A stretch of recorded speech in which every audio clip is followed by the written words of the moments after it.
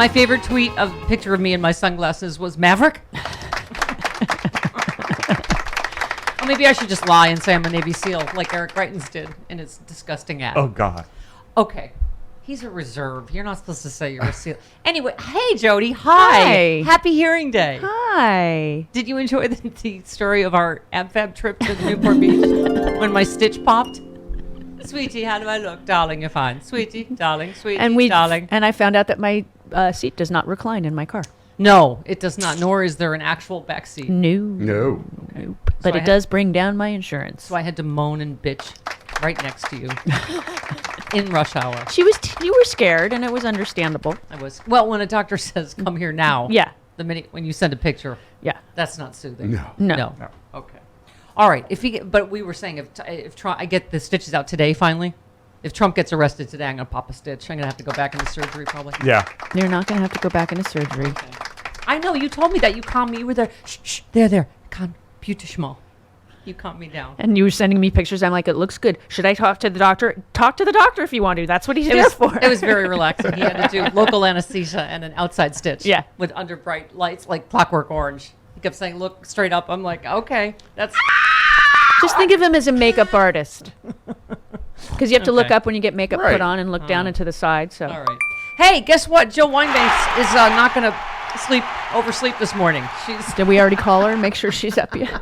She's got an interview with MSNBC right after us, so she's got to be up. Yeah. So she hasn't gone to bed yesterday, yet. we were just preparing you for her being here. Today, she will be here, along with Charlie Pierce. Yes, he did confirm this morning at 2 a.m. Yesterday was a pre-show. Yes. And You today, teasy minxes. 10 a.m. Pacific, the big show starts Mm-hmm. today. And Lordy, there are tapes, Jody. Mm-hmm. Dear God, this is... Can I just say... My dad did pretty well at Nuremberg, and Hitler wasn't even enough of a dumbass to have someone film the entire thing. I mean... Come on. Of course they did. Right? There's tape of Georgia. There's how much film of the actual rioters, or the terrorists, excuse me. Well, it all comes with... On January 6th. And now this is... It all comes with that narcissism. Right. He wants everything to be recorded because he wants it there to let everybody know that he did it. Yep. Yeah. The Proud Boys and Oath Keepers were fine with them. Do you think Stuart Rhodes was like, you're not getting my good side? Get the side with the one good eye. Well, you should talk, lady. I don't have one good eye. So this one is the House Select Committee has subpoenaed footage from a filmmaker who recorded Trump and his family members immediately before and after the January 6th insurrection. He was granted extensive access to the former president and his inner circle, including interviews with Trump both before and after the Capitol riot. Wow. Oh, my God. Yeah. Right? That's huge. Now we know why Huge. Booby McCokespoon was dancing so much. Which one is that? Kimberly Guilfoyle. Okay. Yeah. Booby McCokespoon. Because she got 60 grand of Trump supporter money for a 2-minute speech. That's what I invoiced you guys for. Oh. Yes. Oh. Yeah. Yeah. I have that right here. 30K a minute. Yeah. Is that why you called her upstairs to go to the... Yeah, she wanted to take my time off. Yeah. You're like, I'm not wanna paying get for you the off the January clock. 6th hearing. And she wanted to put mileage on my car. Those were the two things. Yeah. That was the real reason. I collared her like a kitten and turned her from host into Uber driver. I was like, here, now your job is to drive mommy down to get her Her stitch Uber rates are a redone. lot cheaper than her on-air rates. Yeah, I don't know how much Uber charges for a freak out, but for friends, it's free. She kept saying, there, shh. You're not going to have to go back into surgery. It's going to be fine. You were better on the way home than on the way down, which was understandable. That's because she had the drugs in her. That's also I true. didn't have any drugs. No, they numbed her face. That was it. Num. Yeah. It's enough. They just shoved a soothing needle into my face. You're... Pardon me. Okay, what? I'm back. It was all elective. Yeah. Also true. You brought this on yourself. No, I know. When people say anything, I'm like, I don't deserve any sympathy. It's completely, I chose this. Yes. Zero sympathy. Jody, here's I was saying yesterday, I think is really good news because obviously Jill keeps making the point on TV and elsewhere that the difference with Watergate is there were 3 channels. Everybody was watching. Yeah. If you just watched Gaslit, everybody's watching everywhere. Yeah. The whole Nixon thing. And so we are up against the whole disinformation universe and Fox News and right-wing radio that we didn't have back then. But I was saying the fact that 20 million people do you know, for reference, 3 million people watched Benghazi bull because they knew it was partisan bull. Well, and even the daytime ratings are 9 and 11 million people. So, I mean, those are huge for daytime. Right. And then I'm sure as the final ones that once they go back into prime time, it'll go back up. But the ratings are incredible. Doesn't that give you some hope that you're like, people, if only 3 million watched Benghazi, or 4, I think, on the one night, right? People saw it for the part. I mean, it was the 11th one. Every time they found Hillary Clinton had no wrongdoing, they did another investigation. I mean, I look back at that, Jody, now, and I get so pissed. If I mention I'm going to die mad over what happened to Hillary. Over that. Okay. A couple of times. Okay. But the fact that Kevin McCarthy even said it, like, oh, look what happened, and now look where Hillary's ratings. It I worked. mean, this is part of what happened. Hillary Clinton had what was it, 60-70% approval rating when she left the State Department, right? And so this was part of and it's like Eric Boehlert used to say all the time. It's because the media covers what are Republicans mad about. Like, remember we used to talk about way more people died at embassies while George W. Bush was president. There was nothing about any of those. There was but this relentless Hillary coverage of Benghazi.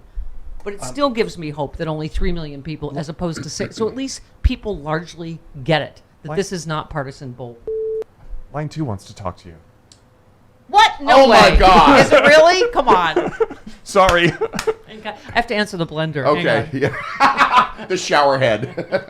Who is our mystery guest? Our mystery. Hi, is this Paula Poundstone? Hello? Can you hear us? Hello, can you hear Hello? me? Can you Hello? hear me? Can you hear us? Hello. I have 5 things that I want to say. Oh, we're up against a heartbreak. Sorry, Paula Poundstone. But the first 4 are hello. Hello, can you hear me? You know, Hello? I do not need your relentless mocking right now, young lady. Which household appliance are you listening on this morning? Hello. Right now I'm on.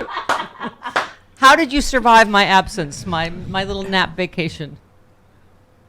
It was first of all, I listened to Jody, and I listened to Chris, and I listened to Travis, all of whom usually don't have hardly a chance to talk. It was so good to have Jody in studio. Is there an in-joke that you don't know about this show, Paula Poundstone? No, I know everything. You know what? Don't you ever do that again. All right. First of all, let me just say that. Don't ever do that again. What is the matter with you? You look fantastic. Thank you. Is there going to come a time where everybody else looks ancient and you don't? Yes. And you know what I live for? So I went to the what was the thing at the Greek? Oh, I went to see Judy Gold. Remember the thing at the Netflix is a joke LGBT night. Right. Yes. So I ran into Caroline Ray. Remember we all used to do stand up together 1,000 years ago? I can't remember. We used to do some. So Caroline Ray, we love each other. We haven't seen each other in forever. And I was like, oh my God, Caroline, hi. The only thing she said, she's like, well, you're aging backwards and that's annoying. And then she just walked away. Comedians, no filter, but I live for it. The fact that I annoy Caroline Ray. Yes, what? Yeah, no, you're going to end up feeling left out. Yes. This is true. Everyone will be like, isn't Paula and Judy and all those women, aren't they the women in comedy, aren't they all the same age? And then you're going to be my adult supervision. Yeah. Yeah, right. Well, suck it up, Poundstone. Don't you wish? We're not going to have the energy to be your adult supervision. None of us are mature enough to be each other's adult supervision. Well, I am. You know, there are days where I realize that I am the most mentally healthy person that I know, and that's part of the reason I listen to your show so much, to reinforce that idea. That's what I've always said is my service, Paula Poundstone, is that at least people watch and they're like, my life sucks, the world sucks, but at least I'm not that loser in her basement. Crazy you bitch. Do so many services. You know, I really do have something important to say, by the way. Paula, please. Okay. And it's this. Amy McGrath has an organization called American SOS Project that is monitoring, putting our money into when we donate to it, to make sure that we elect non-Trump.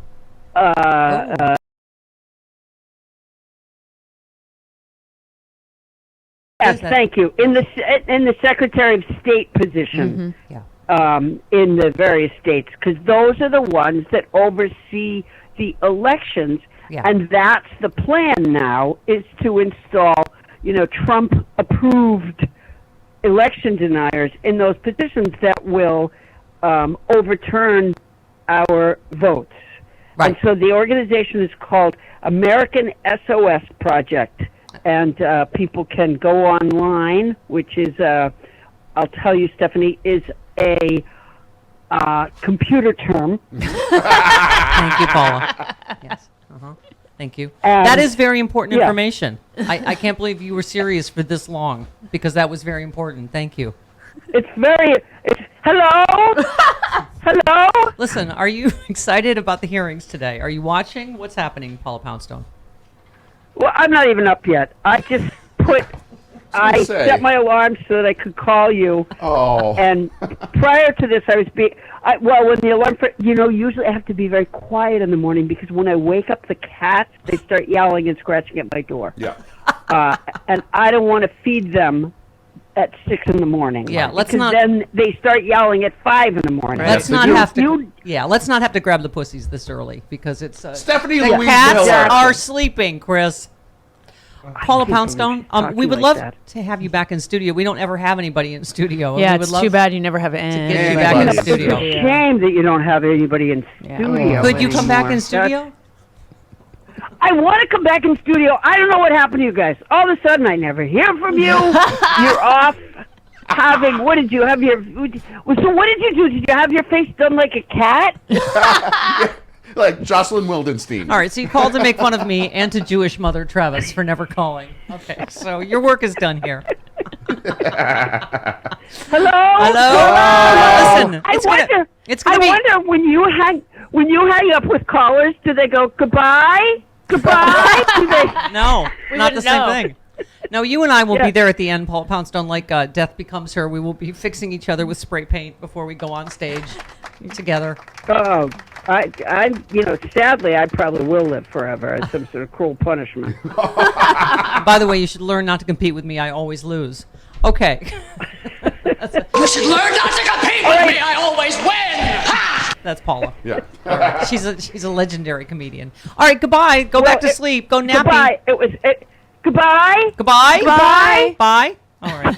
Bye. I love you. You are a delight. I love you too. Goodbye, Paula Poundstone.